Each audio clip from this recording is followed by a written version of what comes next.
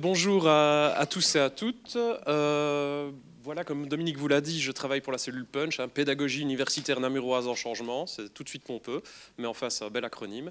Et aujourd'hui, je vais vous parler de différencier, et on va commencer par différencier ma présentation. Donc je vais vous laisser choisir en quelques mots. Donc on va utiliser un boîtier de vote assez perfectionné, voilà, celui-là. 5 degrés de certitude, donc pas mal. Et donc je vais vous demander ce que vous souhaitez, puisque moi on m'a dit je dois vous parler de différenciation, j'ai demandé est-ce que j'ai 3 jours, on m'a dit que j'avais 40 minutes, bon ben voilà, on va essayer de le faire en 40 minutes, et donc choisir c'est renoncer, on va essayer de choisir. Alors première chose, est-ce que vous souhaitez, pour parler de la différenciation, d'une approche très académique, basée sur des ressources et des sources, un peu convenues, une approche un peu angélique? Ou est-ce que vous souhaitez qu'on bouscule un petit peu les codes, qu'on rentre un peu dans les questions qui fâchent, parce que parfois il y a des questions qui fâchent, et sur la différenciation, il y a pas mal de questions qui fâchent, et une approche un petit peu plus démoniaque. Alors on va regarder ce que ça donne avec mon boîtier à 5 degrés de certitude. Donc qui serait plutôt pour l'approche angélique? Donc des sources très académiques, tout ça. Pas tous en même temps. Ok. Ouh, 3, ok. Donc 4, 5. Qui serait intéressé par l'approche plutôt démoniaque? Bon, bah, je crois que le verdict est sans appel. Donc, je vous rassure, je ferai quand même un tout petit peu d'angélique, mais je zapperai. Vous allez voir que j'ai mis des petits raccourcis dans ma présentation, donc on zappera une chose ou l'autre. Alors, première chose, je tiens à vous préciser que toute ressemblance avec des personnes existant et existées purement fortuite est dépendante de la volonté de l'orateur, et que pour cette présentation un petit peu démoniaque, je n'ai maltraité aucun prof, aucun étudiant, et les exemples que je vais vous donner sont quand même issus de personnes consentantes. C'est quand même pas plus mal, hein. Alors cette présentation, cette on va dire précaution oratoire étant passée, nous allons nous intéresser à cette fameuse boîte de Pandore. Alors boîte de Pandore, comme le disait Dominique, effectivement, c'est un mythe qui n'est pas très heureux. Pourquoi? Parce que la boîte de Pandore, en fait, on avait confié cette boîte à Pandore en lui disant « surtout ne l'ouvre pas ». Donc vous savez que depuis la 3e maternelle, quand on vous dit « surtout n'ouvre pas quelque chose », que va-t-il se passer? On l'ouvre. Oui, c'est un peu interactif, hein, donc n'hésitez pas. J'avais oublié de préciser. Donc voilà, elle contenait effectivement les maux de l'humanité. Alors vous connaissez les maux de l'humanité, on va les parcourir ensemble. Donc dans cette boîte de Pandore, nous avons la vieillesse, la maladie, la guerre, la famine, la misère, la folie, le vice, la tromperie, la passion, l'orgueil. Donc que des joyeusetés. Donc quand Pandore a ouvert cette boîte, Pandore a déversé les maux de l'humanité sur l'humanité. Alors les mots de notre boîte à nous, est-ce que ce pourrait être les postulats de Burns? Donc, vous connaissez Burns, c'est quand même un auteur qui a beaucoup écrit là-dessus. Il nous parle de 2 apprenants. Et il n'y a pas 2 apprenants qui? Qui quoi? Qui progressent à la même vitesse? Oui, effectivement. Qui soient prêts en même temps? Effectivement. Qui utilisent les mêmes techniques d'études? Qui résolvent les problèmes de la même manière? Qui possèdent le même répertoire de comportement? Qui possèdent le même profil d'intérêt? Et qui soient motivés pour atteindre les mêmes buts? Félicitations, voici décrite l'hétérogénéité des publics, par Burns en 72. Alors depuis Burns, qu'a-t-on fait? Puisque ces mots se sont répandus sur la pédagogie, quelque part. Ces mots de la pédagogie se sont répandus, et pourtant, nous avions des gens qui nous disaient « tout le monde est un génie, même si vous jugez un poisson sur sa capacité ». Vous connaissez cette citation-là, peut-être, hein? C'est la citation d'Einstein. Alors on pourrait choisir déjà, pour rentrer dans le concret, de se dire « on pourrait différencier son contenu ». Bon, ça nous donnerait un truc comme ça. D'accord. Donc là, on ferait de la différenciation effectivement sur les contenus, et on se dirait, on va essayer de dire à ces braves animaux, aujourd'hui, évaluation, on grappe dans l'arbre. Donc ça pourrait être la version différenciée. Alors on peut aussi se poser la question, est-ce que nous en faisons déjà de la différenciation? Parce que peut-être que nous sommes actifs en différenciation sans le savoir. Hein, vous savez que parfois on fait pas mal de choses sans le savoir. On va regarder. Est-ce que vous croyez aux ressources de vos étudiants? Est-ce que vous croyez qu'ils sont capables? Ça, c'est déjà pas mal. Est-ce que vous vous appuyez sur les forces de vos étudiants? Est-ce que vous êtes capable de connaître vos étudiants suffisamment pour savoir dans quoi ils sont bons, dans quoi ils sont forts, dans ce qu'ils peuvent vous proposer? Est-ce que vous offrez des choix à vos étudiants? Est-ce que vous leur donnez la possibilité d'évoluer? Est-ce que vous leur donnez la possibilité de contrôler un peu leur formation? Ça peut renvoyer à des auteurs comme Roland Viau qui parlent de la contrôlabilité. Est-ce qu'on leur laisse faire des choix? Quand j'utilise des ressources, est-ce que la complexité peut être adaptée de ces ressources? Tout à l'heure, vous allez avoir des expériences de parcours pédagogique, d'utilisation de Moodle. Ben voilà, quelque part, c'est leur permettre d'utiliser des ressources et peut-être d'utiliser des ressources adaptées, des ressources qu'ils vont pouvoir parcourir en fonction de leurs besoins, de différencier avec l'aide d'outils. Est-ce que vous évaluez votre action d'enseignement? Là aussi, vous différenciez, puisque quand vous évaluez, vous avez de la formation. Quand vous avez de la formation, vous pouvez la réintroduire dans vos actions pédagogiques. Est-ce que vous permettez à vos étudiants de se regrouper de façon dynamique? Alors vous allez me dire, mais non, moi je donne cours dans un auditoire ou dans un amphithéâtre. Vous savez, logiquement, si vous regardez à peu près tous et toutes, hein, à une exception près, vous avez des voisins de gauche et des voisins de droite, ben, ça peut former des petits groupes. Donc même dans un auditoire, on peut former des petits groupes, on peut les laisser évoluer entre eux. Donc il y a pas mal de choses qu'on peut déjà faire. Alors différenciation, c'est pas mal, mais on va essayer de s'intéresser à une définition. Alors vous allez voir tout de suite Angers Démon. Hein. J'aurais pu m'intéresser à des définitions très académiques, hein. De belles définitions de Philippe Pernoud. Je peux aussi prendre quelque chose d'un petit peu moins connu, ouais, mais qui est quand même très long. On va simplifier, voilà. Donc simplifions, et on peut se dire que différencier, c'est quoi? Ce serait d'abord faire preuve de cohérence. Ça, c'est important, la cohérence. Et d'essayer de se mettre en adéquation. Mais en adéquation, pourquoi?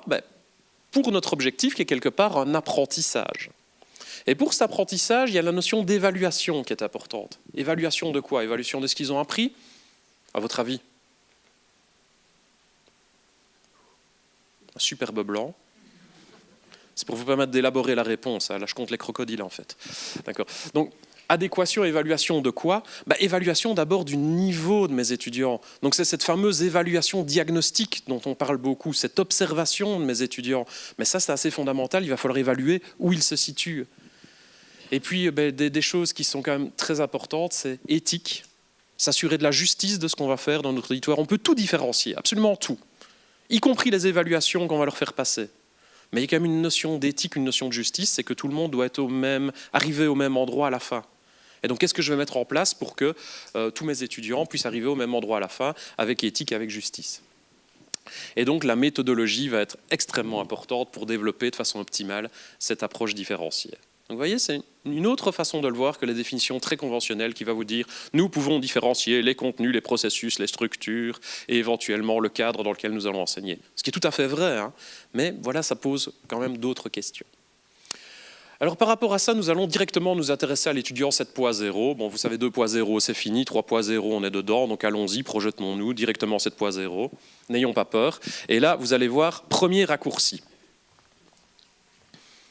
Hop. Je vous présente Kevin. Vous savez, toute ressemblance avec des personnes existant et existées, vous avez compris. Hein. Alors je vous présente Kevin. Alors Kevin, c'est un gens, comme on dit. Hein. Oui, on va faire un peu de vocabulaire aussi. Voilà. Alors, vous savez pourquoi? Pourquoi c'est un Jones? Voilà, il a son smartphone, il a un peu d'acné, ça arrive, c'est des problèmes, il a les hormones en ébullition. Et là, je rejoins une définition que je trouve super intéressante, qui est enseignée. Vous allez voir, c'est une belle définition de l'enseignement. C'est placer 24 mâles et femelles dans un espace clos appelé classe dans le but de pratiquer du conflit socio-cognitif. Ça, sauf que vous n'en avez pas 24, ça c'est une définition pour le secondaire, vous en avez parfois beaucoup plus. Mais c'est quand même un espace clos et vous voulez faire du conflit socio-cognitif. Voilà. Et or, on a vu, postulat de Burns, tout ça, ils ne sont pas prêts en même temps, ils ne peuvent pas apprendre en même temps. Donc il va falloir trouver quelque chose. Et l'étudiant, c'est d'abord et avant tout un être de besoin. Alors quoi comme besoin? Des besoins affectifs. Oui, il a des besoins affectifs de l'ordre de l'attachement, de l'acceptation, de l'investissement. Il a des besoins cognitifs aussi. Il a besoin qu'on le stimule un petit peu, sinon il va être hyperactif, votre étudiant. Vous savez comment c'est hyperactif en auditoire, un étudiant? À peu près comme ça. Et il peut faire ça pendant des heures, hein. Il n'y a aucun problème. Donc il va falloir le stimuler un petit peu, le rendre actif. Et des besoins relationnels, parce que l'étudiant, il fait partie d'un groupe. Et le groupe, c'est un moteur intéressant. Donc, tous ces besoins-là, va falloir essayer de les prendre en compte. Et donc, il va falloir observer son public pour comprendre finalement ses besoins. Et observer son public, on peut le faire de plusieurs façons. Mérieux, il va nous dire, qui veut différencier doit apprendre à observer. Donc ça, ce n'est pas l'étudiant qui doit apprendre, c'est vous. Vous devez apprendre à observer. Alors on a Jean-Marie de Quetel qui nous dit, c'est agir plus et observer. Donc il faut agir, il faut observer, il faut regarder ce que nos étudiants vont être capables de faire. Vous avez une autre citation de Quetelet qui nous dit, c'est observer quoi? Ses besoins, ce dont il a besoin, mais c'est aussi observer ses ressources, ce sur quoi on peut s'appuyer pour notre action de différenciation. Et pour finir, Ray, nous parle du regard attentif. Donc avoir un regard attentif, regarder ce qui se passe dans l'auditoire. Alors si je voulais le faire, les gens qui filment vont détester, mais c'est pas grave. Voilà. Donc je pourrais avoir un regard attentif sur vous et me dire, tiens, je vais circuler dans mon auditoire, je vais poser des questions, je vais aller voir les gens et je vais un peu leur demander s'ils ont bien compris ce que je suis en train de raconter, ce qu'ils en pensent. Et puis si tout va bien, je ne suis pas parti trop loin pour ma télécommande, je sais même continuer. Donc je pourrais faire des travaux de groupe, je pourrais faire des évaluations diagnostiques avec vous. Donc vous posez la question, tiens, par rapport à tel point, qu'est-ce que vous en pensez? Je pourrais faire de l'évaluation formative, je pourrais faire des exercices, je pourrais faire des activités de présentation avec vous, je pourrais vous demander, tiens, tel point. On va essayer, on va faire un résumé, regardez. Les besoins des étudiants, on va faire un sondage. Donc je vais prendre quelqu'un que je connais, comme ça c'est pas trop problématique.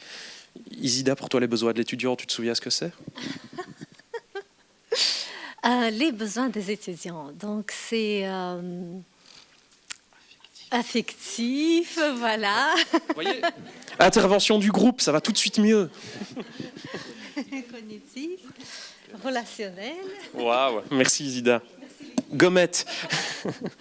Donc voilà, donc vous pouvez choisir de le faire en toute décontraction. Bon voilà, ça en a fait sourire pas mal, mais c'est l'idée de voir en permanence, je vais évaluer mon processus, je vais avoir des feedbacks, je vais regarder comment ça passe. Donc finalement, j'ai été plus ou moins clair puisqu'Isda a su, avec l'aide de l'équipe, répondre à ma question. Donc d'abord, en résumé, c'est comprendre les besoins de l'étudiant, comprendre ses intérêts. Si je me ramène de nouveau à Vio, puisque c'est un cadre relativement clair, mais c'est la question de finalement le sens qu'on va donner aux apprentissages. Ensuite, c'est style d'apprentissage, puisqu'on a tous des styles d'apprentissage. Alors c'est intéressant de connaître son style d'apprentissage à soi, pour voir comment on a tendance à faire passer, à être passeur de savoir. Et puis si tout va bien, après, on va réfléchir, on va faire un peu de pédagogie. Oui, moi je suis pédagogue, on ne se refait pas. Donc on va faire un petit peu de pédagogie, on va essayer de regarder avec tout ça, quel dispositif, quelle séquence je peux mettre en place, je peux créer. Donc ça, ce serait peut-être une première chose à faire. La première idée force à retenir, c'est connaître son public cible et voir comment on peut éventuellement le manipuler. Alors là, vous aviez toujours l'approche sage, l'approche convenue. Donc, comme vous m'avez dit, pas d'approche convenue. Ok, je zappe l'approche convenue. Voilà. Et nous voici à comment différencier. Alors, il y a deux personnes qui peuvent différencier. Il y a le prof qui peut différencier. Il peut le faire, donc il peut mettre plein de choses en place. Il y a aussi l'étudiant on peut l'amener à trouver son style. Donc on peut lui proposer plusieurs ressources pour qu'il comprenne quelle ressource finalement va lui convenir le mieux. Donc ça veut dire qu'on peut nous se mettre en posture d'organisateur de savoir qu'il va pouvoir recevoir de plusieurs façons différentes, et grâce à cette organisation, l'étudiant va pouvoir quelque part piocher et découvrir quel est le type de ressource qui s'adapte le mieux à lui. Donc c'est quelque part avoir une réflexion, je vais lâcher un gros mot de la pédagogie, je vous préviens, métacognitive, ça va, j'ai perdu personne? Ok, donc une réflexion métacognitive sur quelque part son style d'apprentissage, comment il apprend, comment il reçoit les savoirs. Et donc on peut soit le faire en simultané, le prof va répondre aux besoins en disant voilà, tel groupe il a besoin de ça, je fais ça, tel groupe il a besoin de ça, ou alors successive, on va proposer des séquences sur la même thématique avec des approches différentes qui vont permettre à l'étudiant de s'y retrouver ou pas. Alors on peut différencier quoi? Je vous ai dit, là je vais aller très vite, le processus et la structure, on fait quoi? On organise l'apprentissage, on peut différencier le contenu, on va utiliser des matériaux différents. Et la production, oui, plutôt que de demander à vos étudiants de vous rendre des productions papier-crayon, ce qui est pas mal, on peut leur demander de rendre une vidéo, on peut leur demander de rendre un travail de groupe, on peut leur demander de rendre plein de choses. Mais on peut effectivement rendre tout ça. Nous, on a demandé récemment à nos étudiants de créer un jeu. Pourquoi pas? Un jeu, ça permet de voir jusqu'où ils ont intégré les savoirs, parce que le jeu, ils doivent pondre des règles. C'est compliqué d'écrire des règles, parce que les règles, elles doivent être comprises par tout le monde. Donc ils doivent vraiment reformuler les savoirs pour que ces règles soient comprises. Donc c'est des niveaux taxonomiques de compréhension qui sont relativement élevés. Donc on peut différencier évidemment beaucoup de choses. Et donc, si je résume tout ce que je viens de vous raconter, on peut différencier effectivement les contenus, on peut différencier les structures, les processus et les productions. Alors pour les contenus, je passe rapidement sur jouer sur le matériel didactique, par exemple. Pour les structures, on peut organiser les lieux, on peut organiser les regroupements. Pour les processus, on peut jouer sur les stratégies pédagogiques et cognitives, sur les consignes. Sur les productions, on peut par exemple jouer sur les types de communication à travers les vidéos, ce que je viens de vous dire. Donc on peut différencier pas mal de choses. Et alors, Alina Premski, je l'ai dit sans faute, je ne le dirai pas 2 fois, je vous préviens, elle nous propose ceci, elle nous dit, en gros, vous partez de l'individu. Alors comment est-ce qu'on peut faire ça? On peut jouer avec des systèmes de vote, on peut jouer avec des exercices, des devoirs, de la préparation en classe, de la classe inversée ou de la classe renversée, pour essayer de commencer à connaître un petit peu son public. Établir une interaction sociale, oui, on peut jouer avec des chats, des wikis, de l'écrit, de l'outil collaboratif, circuler dans son éditoire, leur poser des questions. Donc on peut faire plein de choses pour établir des interactions. Réorganiser les savoirs, on a des outils super pour réorganiser les savoirs, les affiches, les TBI, les PowerPoint, les recueils d'informations par sondage, donc on a vraiment des chouettes outils. Et au final, ce qu'on va essayer de faire, c'est activer, structurer, synthétiser, accélérer. Donc on va essayer de les mettre en production cognitive, on va essayer de les mettre en activité pour que mon étudiant devienne un étudiant qui bouge, qui remue, qui a envie d'y aller. Donc ça, c'est une version, on va dire, convenue. Alors je pourrais directement passer à ma conclusion, et vous allez dire, mais il n'a fait que 20 minutes, oui, mais ça, c'était pour l'approche convenue. La boîte de Pandore, effectivement, dans la mythologie, en sont sortis les mots de l'humanité. Mais il y a une autre chose qui en est sortie de la boîte de Pandore, vous savez, c'est la minute interactive. Non?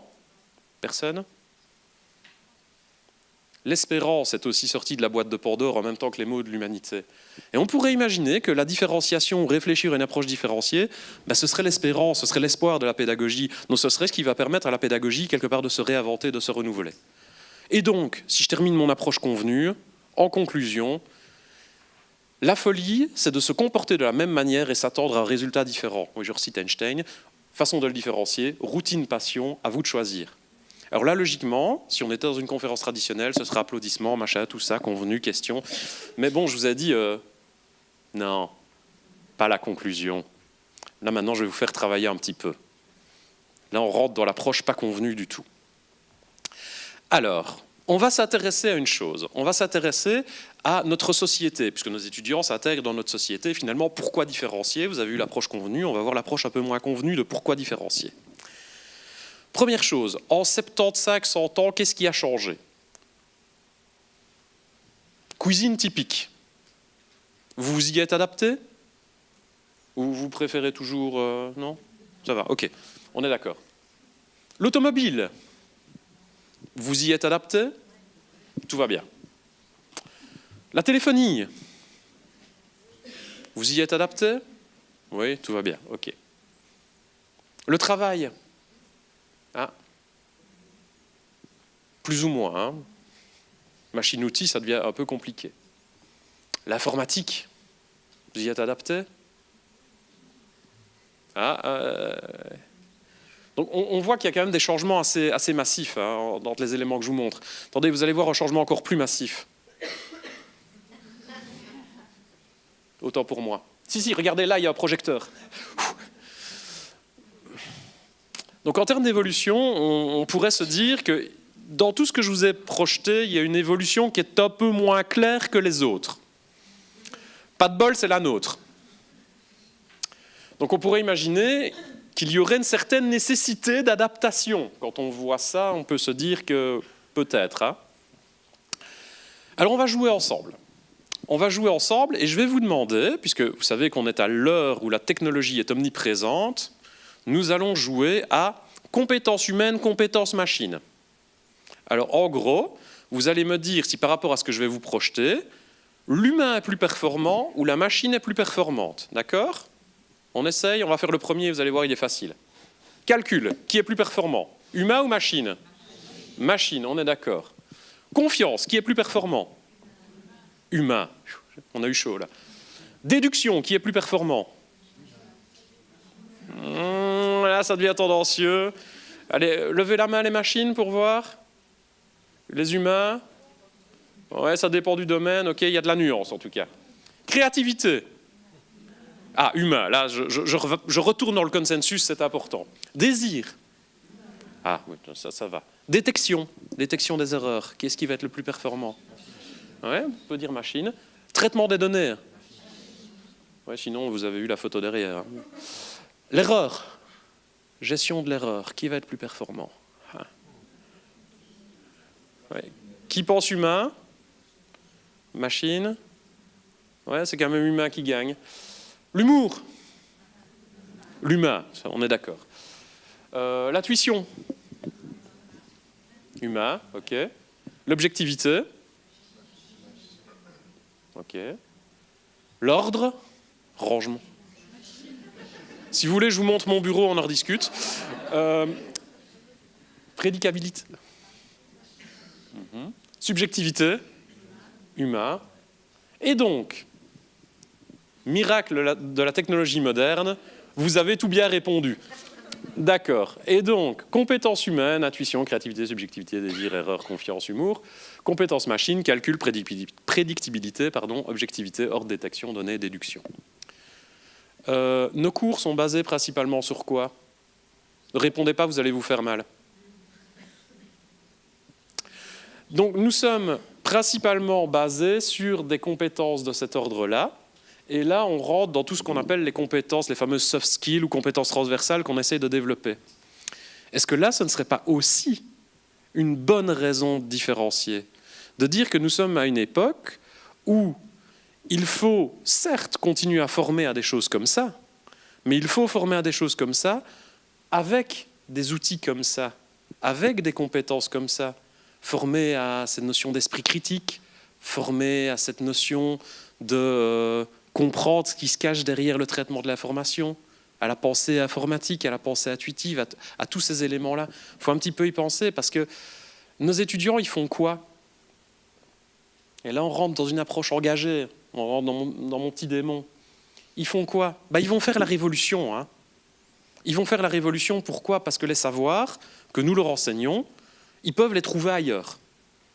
Là, on est d'accord. Avec des compétences machines, ils peuvent filtrer, trouver, décoder, il n'y a aucun problème.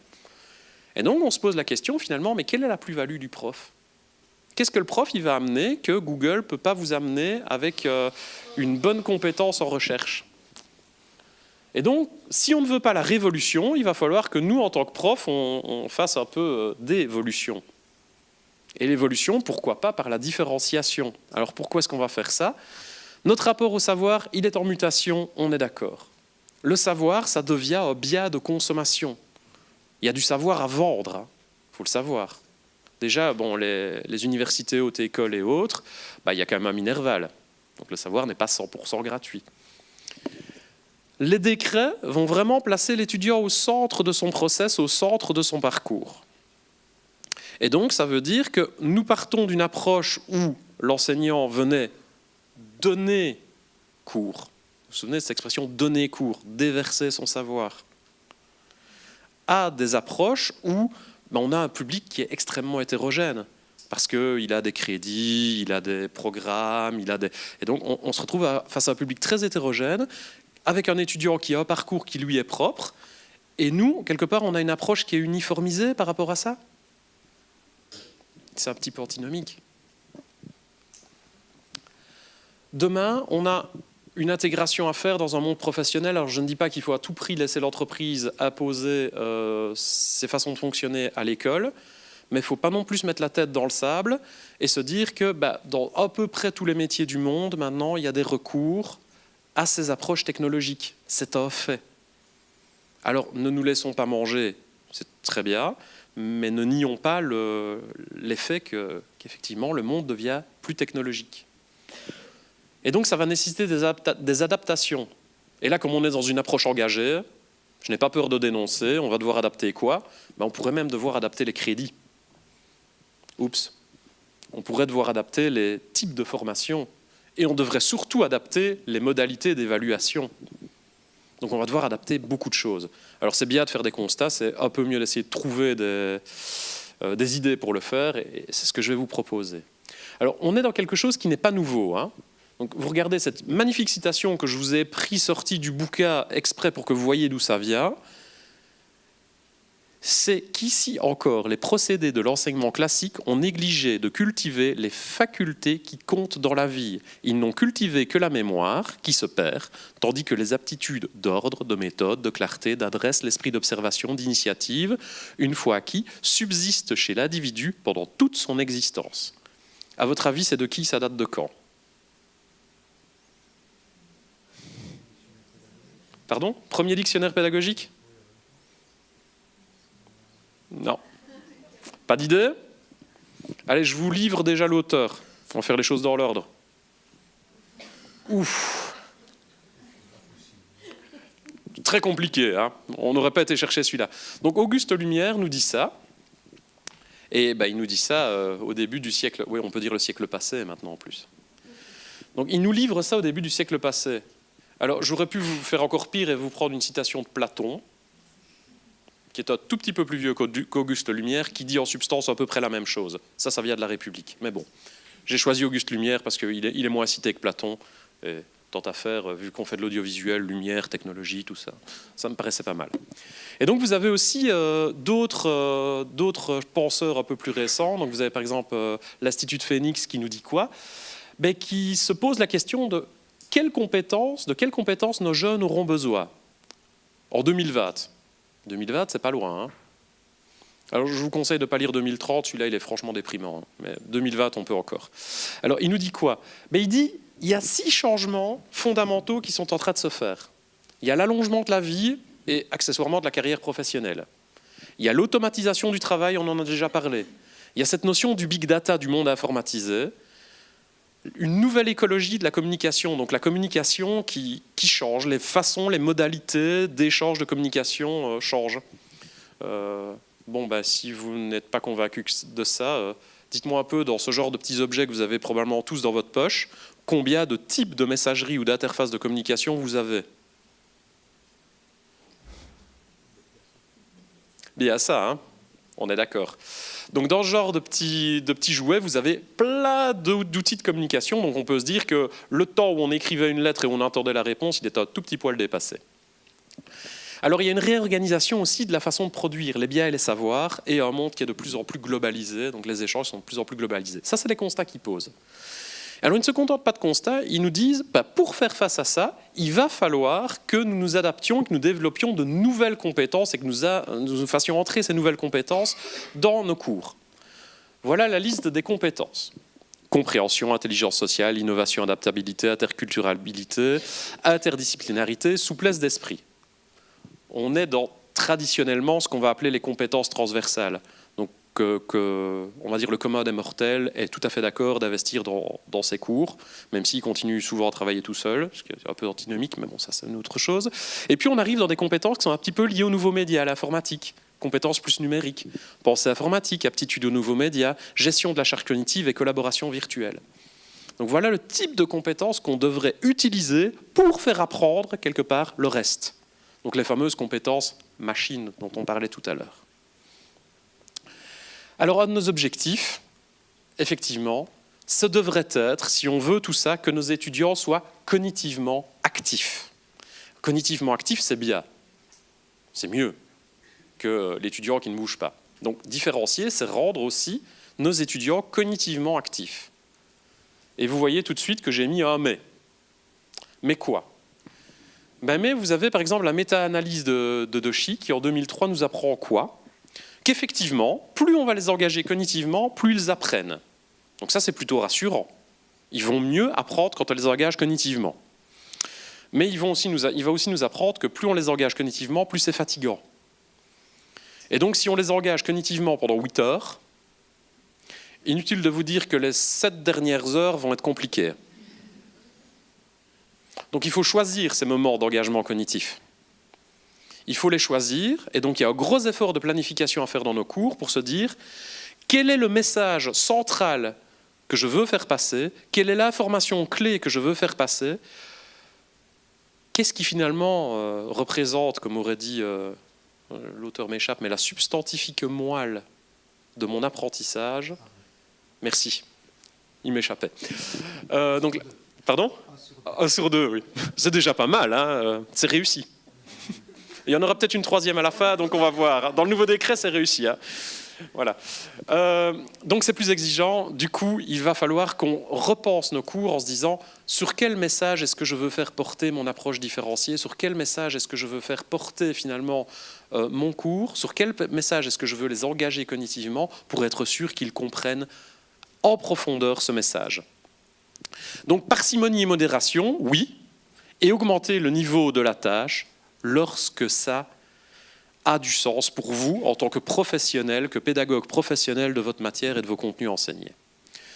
Et donc quand on regarde un modèle de l'apprentissage en profondeur, ils vont vous dire oui effectivement ces compétences-là, elles sont nécessaires. Donc il va falloir les faire collaborer, communiquer, il va falloir qu'ils développent leur créativité pour pouvoir finalement apprendre en profondeur. Donc il va falloir mobiliser ces compétences transversales pour pouvoir avoir accès à cet apprentissage en profondeur.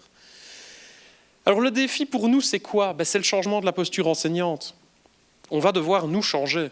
On ne peut plus se contenter d'être un prof qui va être possesseur du savoir et qui ce savoir va le dispenser, comme je suis en train de le faire d'ailleurs, très mauvais exemple. Il va falloir le planifier, il va falloir l'organiser, il va falloir planifier, organiser nos échanges, il va falloir réfléchir à comment on fait passer finalement ce savoir. Ça, c'est notre nouveau rôle. Donc on va passer d'un rôle de maître instruit, de magistère, à un rôle plutôt de tuteur ou de coach pour pouvoir organiser finalement les échanges et le savoir. Donc coach-tuteur, c'est finalement le nouveau rôle de l'enseignant si on veut arriver à réaliser de l'approche différenciée, en tout cas organiser cognitivement nos échanges. Hop. Et donc, là j'ai mis l'auteur. Hein. Et donc Tardif, il nous dit quoi ? Effectivement, si on veut mettre ces étudiants dans une relation de partenariat, il y a deux choses qui devraient être importantes. C'est développer leurs compétences à s'auto-évaluer. C'est développer leurs compétences à s'auto-réguler.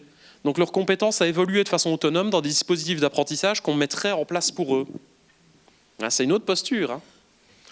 Donc dans ce cadre, et je suis très heureux que derrière mon intervention, on ait ça qui est abordé, la notion de parcours. Créer des parcours d'apprentissage, des parcours dans lesquels l'étudiant va pouvoir circuler, va avoir des choix à poser, va avoir des orientations à poser.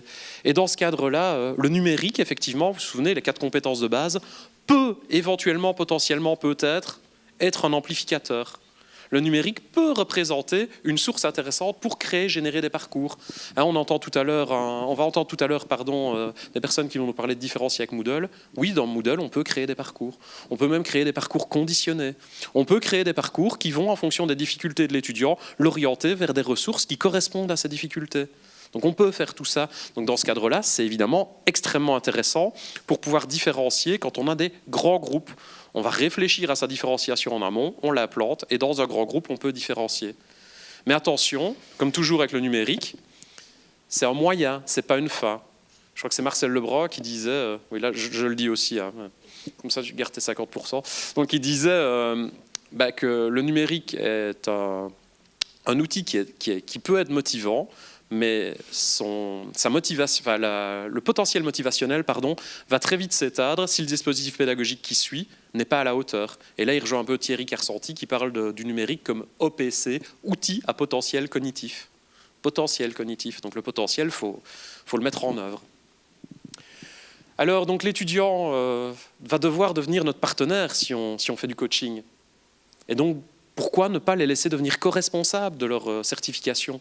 Pourquoi ne pas rentrer dans des dynamiques d'évaluation par portfolio, par exemple, où on va demander à l'étudiant de faire la preuve de ce qu'il a acquis, de nous montrer qu'il a bien acquis ce qu'on essaye de travailler avec lui. On pourrait aller jusque-là, l'appliquer y compris dans la forme d'évaluation, puisque vous savez tous que Biggs nous a dit qu'on devait être cohérent entre nos objectifs, notre méthode et notre évaluation. Si on veut différencier notre méthode et qu'on veut rester cohérent, il va falloir aussi que nous différencions nos formes d'évaluation. Et ça pose évidemment un autre cadre, un autre débat. Là, je sens que je suis un petit peu en train de casser l'ambiance, mais c'est vous qui avez demandé le démon. Hein. Désolé. Donc voilà, il va falloir aussi revoir vos évaluations. C'est moche, mais c'est comme ça. Et donc, je reviens avec, on fait à la mémoire un appel insensé. Hein. On ne veut pas former des têtes hyper pleines, on veut former des têtes qui vont s'adapter à ce qui va arriver plus tard. On veut former des têtes qui sont capables de croiser les données pour éventuellement produire quelque chose d'inédit. Donc la mémoire, pas seulement. Donc Auguste Lumière, il dit quand même des choses assez intéressantes quand on s'intéresse à son œuvre. Et vous avez des modèles un peu académiques qui ont essayé de documenter ça, par exemple le modèle ICAP, qui lui a essayé de lier l'engagement cognitif aux résultats d'apprentissage. Et il nous dit quoi ? Je vais vous montrer ce qui est intéressant, parce que le tableau est très compliqué comme ça, mais il y a vraiment des choses intéressantes. Regardez un peu le niveau de compréhension. Compréhension profonde, la plus profonde, compréhension superficielle, compréhension minimale. Et regardez la façon dont on va investir l'étudiant. Passif, actif, constructif, interactif.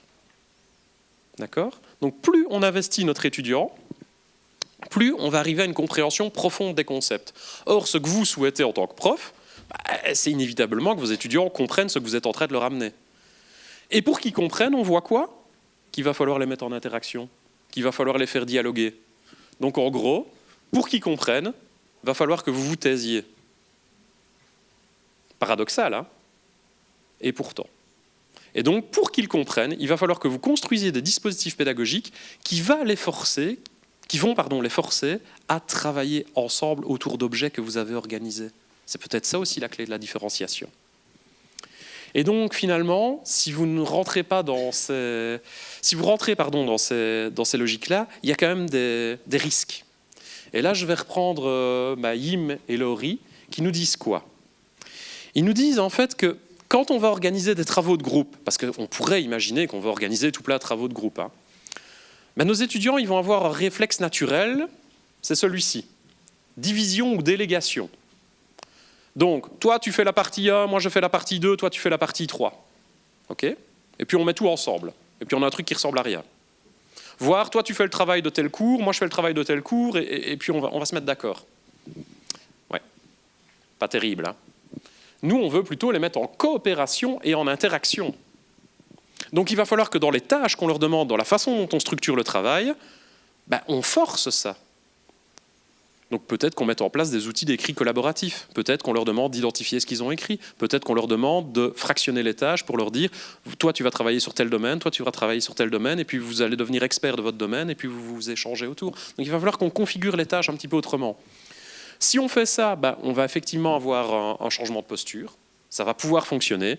Si on ne le fait pas, on aura l'illusion de l'intelligence collective, parce que le travail, ils vont le rendre, mais ils l'auront fait de façon tout à fait séparée. Donc on n'aura pas ce bénéfice de l'intelligence collective. Alors, voilà, on arrive enfin à la conclusion, la vraie, celle après laquelle, question, tout ça. Donc la vraie conclusion, le risque, c'est ça. Le risque fondamental de la différenciation, il est là. C'est de devoir libérer un petit peu d'espace de votre disque dur cerveau parce que vous êtes en surcharge. D'où l'intérêt de quoi ? De la concertation entre collègues. De se dire, tiens, moi, à tel moment de l'année, je vais faire ça en mode actif, toi, tu vas faire ça, etc. Et donc, ça rejoint un petit peu tout ce qui est à la mode pour le moment. Ça va approche programme, tout ça, planification. Donc, se mettre d'accord avec ses collègues pour ne pas noyer et tuer nos étudiants. La communication, donc super important avec eux, avec vos étudiants, avec vos collègues, et la créativité, parce que je pense que dans le domaine de la coopération, il y a beaucoup de choses qui ont été dites, mais il y a aussi énormément de choses à inventer. Donc on a une marge de créativité en tant que prof, et je crois qu'il faut vraiment saisir cette marge de créativité. Et au final, je terminerai vraiment là-dessus.